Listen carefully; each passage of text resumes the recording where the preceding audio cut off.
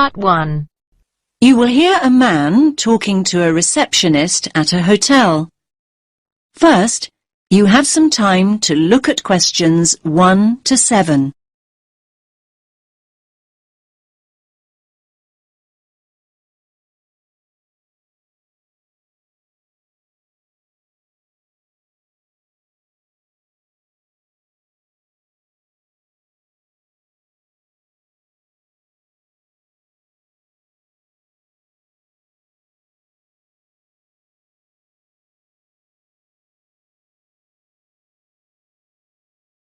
Listen carefully to the first part of the conversation and answer questions 1 to 7. Good evening, sir.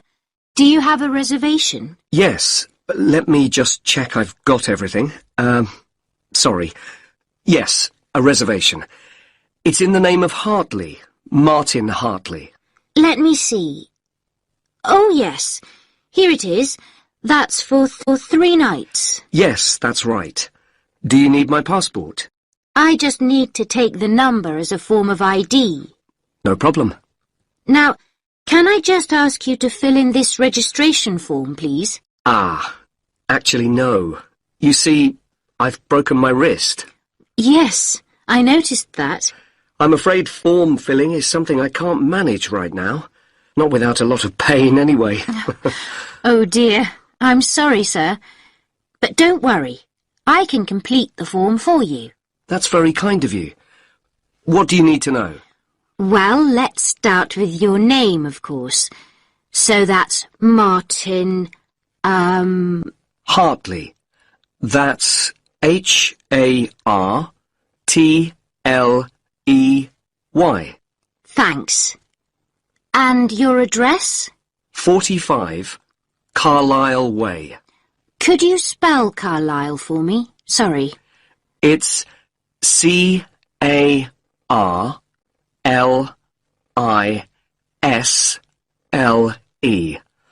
You don't pronounce the S. Carlisle Way. And that's in Lewes. Lewes. And is there a state? I don't think you have states in the UK. No, we have counties. It's East Sussex. Sussex is with double S. The postcode is LW4 6AU. Do you want my phone number? Actually, no. We contact people by email now. Ah, yes. And send me lots of advertising too, I suppose. My email is hartleynitram@yahoo.co.uk. Sorry. A bit slower, please. Hartley, my surname, then Martin backwards, NITRAM. That's all one word. And all lowercase? That's right. No capitals. At yahoo.co.uk. Thank you very much, Mr. Hartley. And could you give me your passport now, please? Thanks. You can have that back now. And that's for 3 nights, so checking out on Sunday morning? OK. You're in room 16. That's on the first floor, overlooking the courtyard. Here's your key. Would you like somebody to take your bag? Now you have some time to look at questions 8 to 10.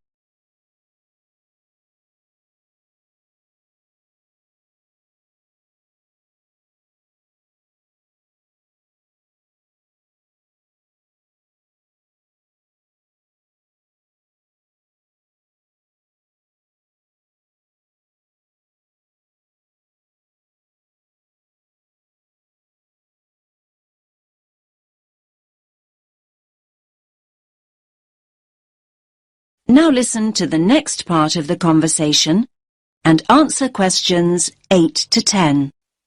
Do you have a map I can take? Yes, of course. We've usually got lots of them here. Somewhere. Ah, yes. Here we are. Thanks. Could you show me where we are exactly?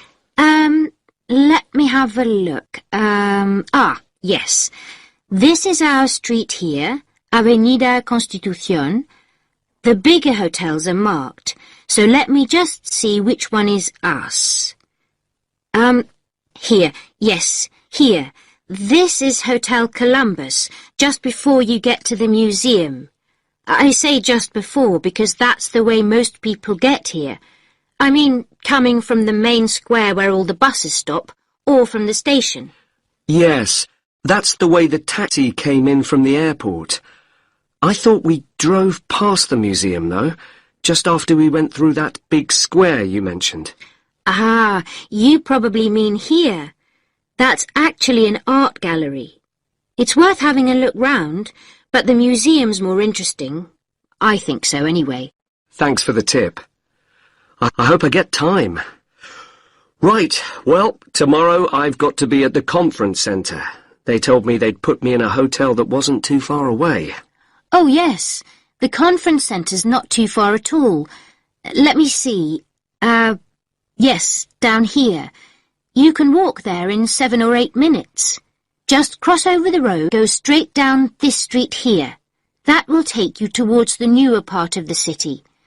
Walk on for a couple of blocks, and then when you get here, you just have to go right a very short distance, and then you'll see the conference centre above the other buildings.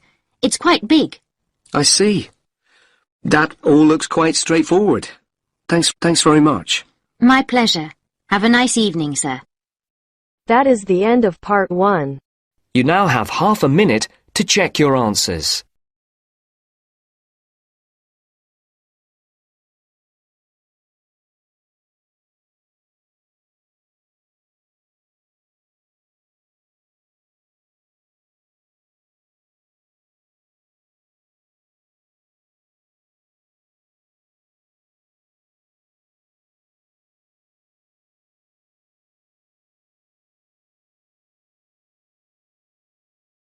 Now turns to part 2. Part 2. You will hear a man talking about areas for growing vegetables in towns called allotments. First, you have some time to look at questions 11 to 14.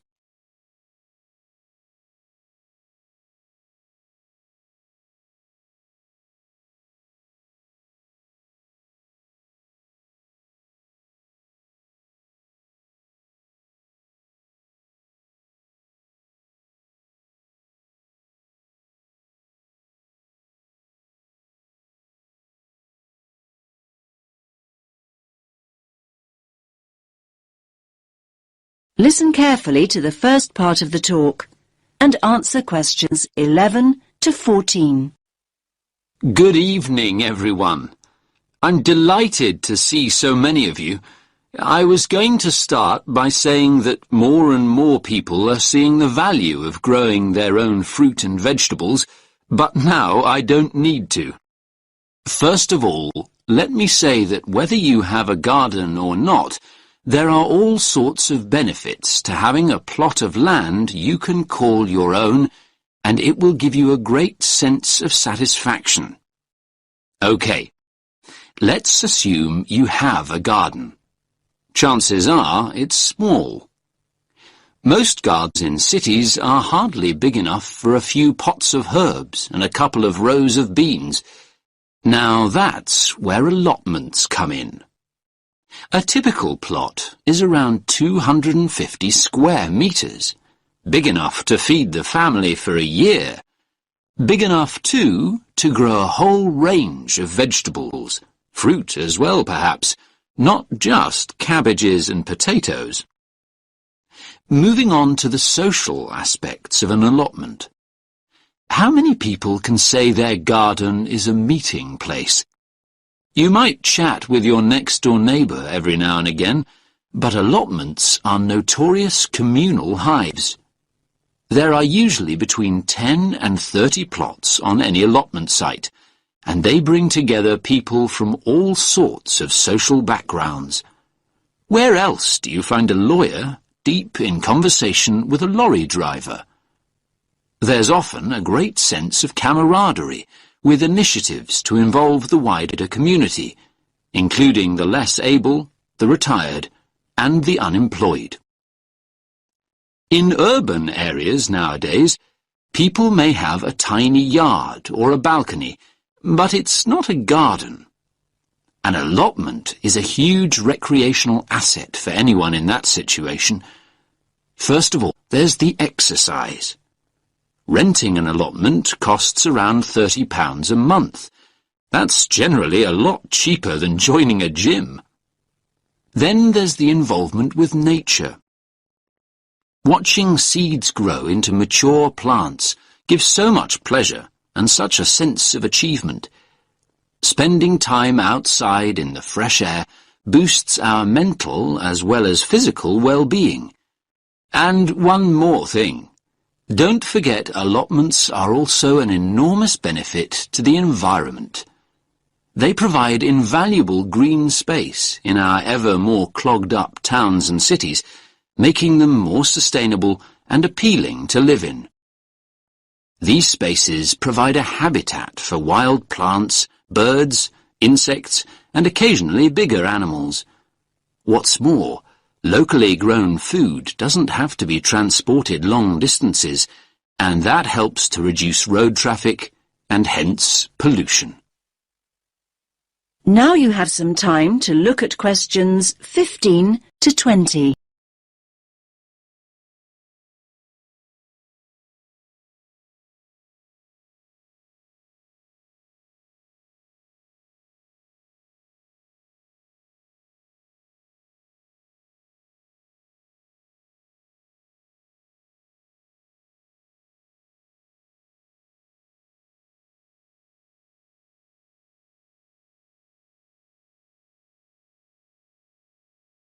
Now listen to the next part of the talk and answer questions 15 to 20. Now, food. A subject we all like talking about, because the main appeal of an allotment is obviously taking home all the freshly picked vegetables and fruit. So why is Grow Your Own so good? Well, to start with, there's the superior flavour. Food you've grown yourself tastes infinitely better than anything bought in the supermarket because it will be super fresh. Another point in its favour is the range. These days, gardeners are growing an amazing variety of vegetables on their allotments. Finally, there's the bonus of knowing that the produce you've grown is organic. You know that what you're eating wasn't grown on an industrial-scale farm or sprayed with large amounts of pesticides. Now I'm going to show you a typical allotment from the site closest to here on Finley Road. Let me just get this image up. That's it. Can everyone see? So, as you can see here, each plot has a fence around it and its own gate. Between the beds are grass walkways. That means you can walk in and around comfortably and not get your boots too muddy. There are soil beds on either side. This plot, in fact, has two smaller flower beds opposite a much larger area for vegetables. And there's also a glass house for growing tomatoes or anything that needs more warmth and protection. Here you can see one of those at the front near the gate. Most allotments have their own shed at the far end, as you can see. Allotments do need a water source, though, and there are stone sinks outside the sheds. A hose pipe can be attached to the tap for easy watering. Some of the plots have a pond, though they're not always popular as they tend to attract insects. And this plot has a compost bin at the end opposite the shed for recycling organic waste. Right, so, how to go about getting an allotment. That is the end of part 2. You now have half a minute to check your answers.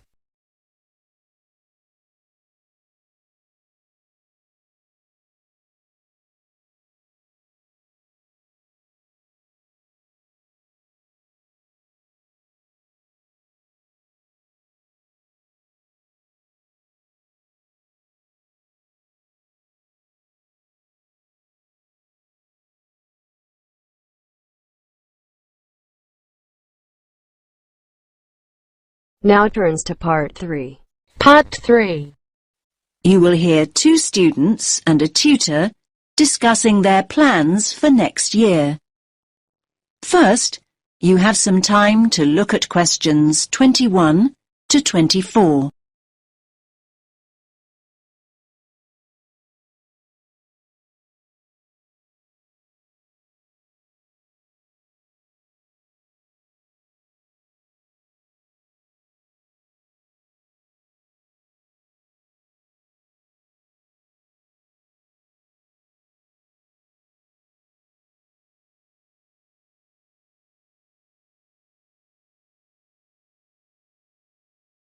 Listen carefully to the first part of the conversation and answer questions 21 to 24.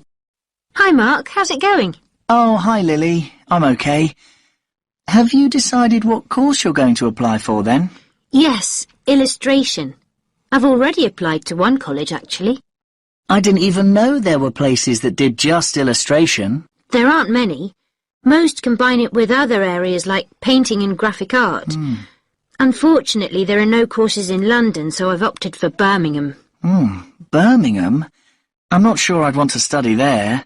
Well, from what I've heard, you're thinking of not studying anywhere, Mark. Look, I haven't made any decisions yet, but I'm wondering what the point of carrying on at art school really is. I mean, why not just get a studio and paint? Aren't you enjoying art school now, then?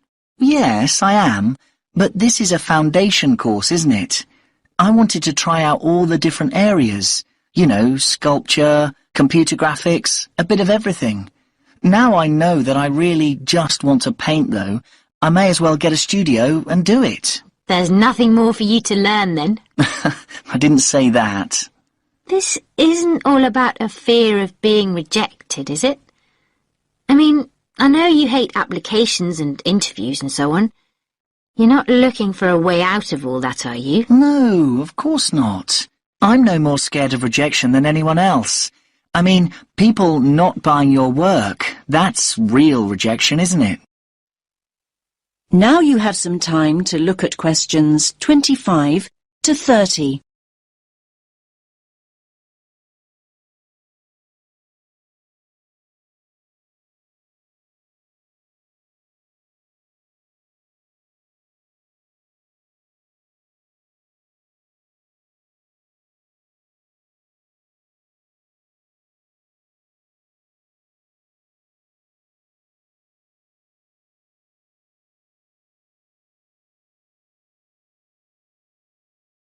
Now listen to the next part of the conversation and answer questions 25 to 30. Hi, do you mind if I join you? We were talking about next year and applying for courses. I couldn't help overhearing. What's this all about then, Mark? Is it true that you're thinking of not continuing at college? I'm looking at other options, yes. I've been reading about artists who claim there's no real advantage in learning formally. There's this Scottish guy who just went to Paris and got a studio. He's doing really well now. In fact, one of the fine art students here dropped out of her course at the end of the first year and just went to Prague. She loves it there. You might just be looking through rose-tinted spectacles there, Mark. There are plenty of people who regret taking that route, you know. For every artist making a living, there are 20 living on the breadline. Okay, I take your point, but I'm thinking about the cost of 3 years at art school as well. Apart from the actual fees, there are all the living expenses.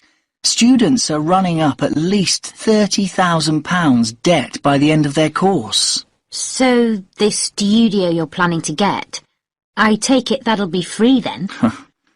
If you're contemplating working in Paris or Prague, won't that cost practically the same over 3 years? Maybe, but I'd be selling my paintings, wouldn't I? In fairness, Mark, very few artists start selling work just like that. Yes, but will studying for another 3 years mean that I will definitely be able to sell my work? It won't guarantee it, but it'll make it more likely. In my opinion, anyway. Remember that there are plenty of artists who make their name while they're studying. Art schools put on end-of-year exhibitions, and influential people regularly come in looking for talent. Your work is showcased in a way that just won't happen if you're working in isolation. Yes, I do see all that. I'm just not convinced. I sometimes question the value of a creative course, full stop. I mean, I often feel almost guilty when I tell people that I'm studying art. I see this look on their face, as though they think I should be doing something more useful. I feel that if I get a studio and start working, at least I'd be paying my way. I think the key factor here is that being at art school exposes you to critical appraisal. Perhaps the most essential function of further education is the constant feedback and constructive criticism. It's essential to personal development, no matter what the field is. Yes, we all know artists who paint as a hobby, people who've been doing it for years. They think they're experts and wonder why other people haven't recognised their talents. If only they'd become part of a creative community, they'd understand why that hasn't happened. Yes, I think Lily's right. It's important to keep developing and responding to feedback. Anyway, don't go making any rash decisions. Come and see me. That is the end of part 3. You now have half a minute to check your answers.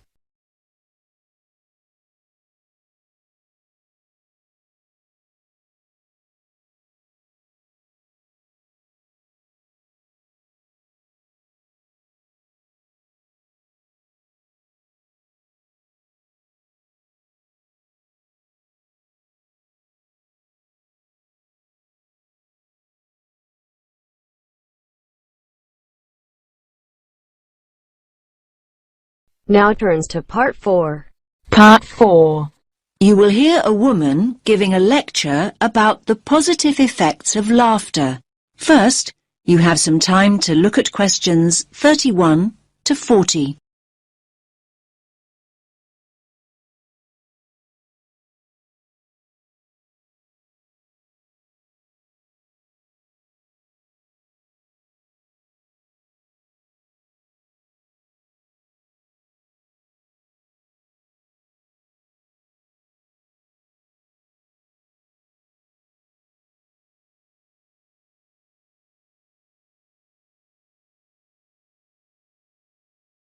Listen carefully to the lecture and answer questions 31 to 40. Good morning, everyone. I do hope you didn't get too wet getting here this morning. The subject for my talk, I think we could all do with some to take our minds off this atrocious weather, is laughter.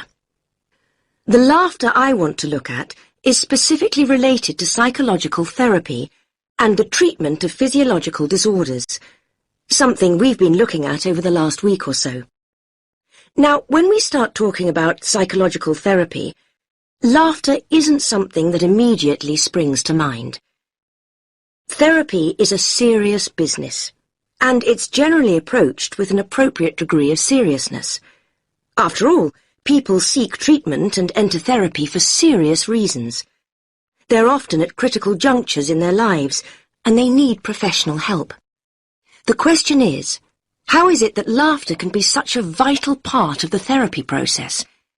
It's normally identified with humour, and thus generally deemed appropriate only in lighter, more frivolous circumstances, when it's acceptable to find a situation funny. Perhaps this is why so many people in the medical world feel that laughter's frequently misunderstood and undervalued as a cathartic, healing process. Now, humour certainly is one trigger for laughter, but it isn't the only trigger. If we take as a starting point the fact that laughter is a physical process that releases emotional pain, it follows that stress, anxiety and tension may prompt the same response. Psychologists frequently point out that humans don't laugh because they're happy. They're happy because they laugh. Once we accept that laughter and pain are related, we are less likely to be shocked when people laugh in all sorts of painful, even tragic situations. Cathartic psychotherapy utilizes laughter as an essential medium for healing emotional pain. It's specific to the release of anger, fear, and boredom. When people laugh, they free themselves of painful feelings. The amount of pain the body releases during a single burst of laughter is immeasurable, but we know that the body will keep discharging pain cathartically until there's no longer a need. The only obstacle to the process is the self-constraint we learn to impose on ourselves during our early years. We're taught the virtues of self-control from infancy, and any loss of that control during an emotional outpouring is discomforting. We fail to realize that when we lose control, we actually gain in many other ways. Our cultural preference for processing feelings cognitively, instead of feeling them physically, maintains and prolongs emotional distress. Patients who have had upbringings during which feelings were suppressed may have quashed their ability to laugh, cry, and become angry. Clinicians can help individuals regain these cathartic processes, enabling them to release deep-rooted emotions that may be an obstacle to happiness.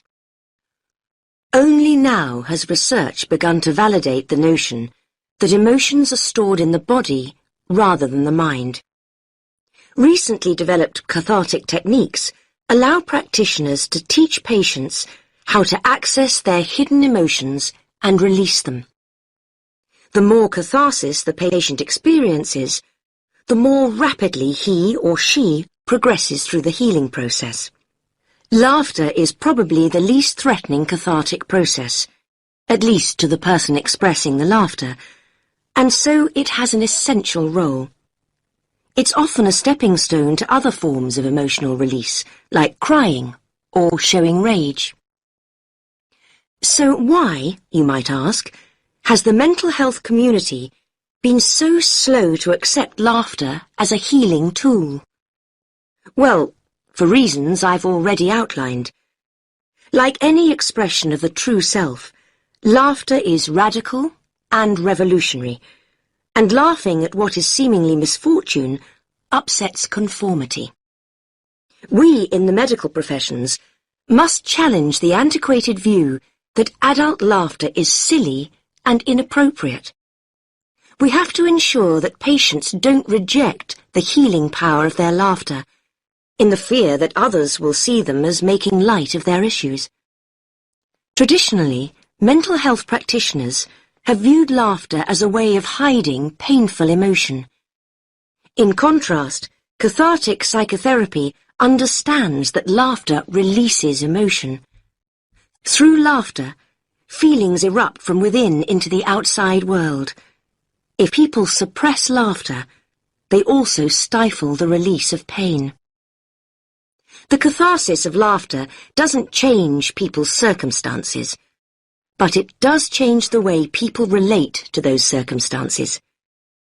It enables them to take a different view, a view from which terrible misfortune can seem so much more bearable. This allows people to remember, to feel, and to explore without fearing that they'll be trapped by what they can't control. Life's most tragic events often have an essence of absurdity, and this can be the trigger point for laughter.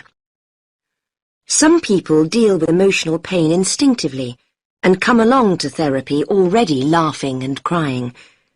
There are many others, however, that need assistance. That is the end of part 4. You now have half a minute to check your answers.